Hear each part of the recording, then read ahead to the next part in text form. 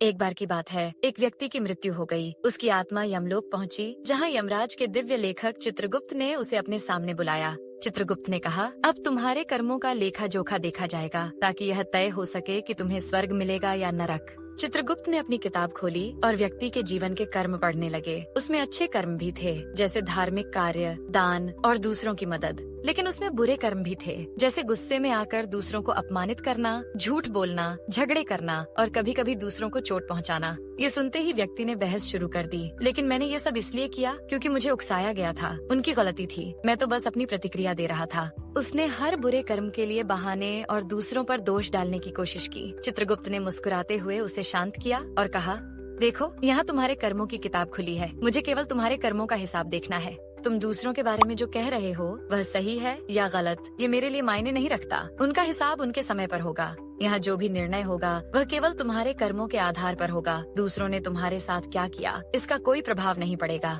यह सुनकर व्यक्ति चुप हो गया और उसे अपनी भूल का एहसास हुआ। दोस्तों, इस प्रसंग से हमें यह सीख मिलती है कि अपने बुरे कर्मों के लिए दूसरों को दोष देने का कोई अर्थ नहीं है। हमारा भाग्य और कर्म फल केवल हमारे कर्मों पर निर्भर करता है। इस जीवन में और उसके बाद भी हमें केवल अपने अच्छे कर्मों पर ध्यान देना चाहिए और सही रास्ते पर चलना चाहिए। बहाने बनाना और दूसरों पर दोष डालना सिर्फ हमारी आत्मा का बोझ बढ़ाएगा। तो दोस्तों, हर पल अपने कर्मों को सुधारें और याद रखें, आपका हर कार्य आपके जीवन की किताब में लिखा जा रहा है। ऐसी और प्रेरक कहानियों के लिए संस्कार डेली चैनल को सब्सक्राइब करें और अपने मित्रों और बच्चों से शेयर करें, क्योंकि संस्कार ही बनाएंगे समझदार।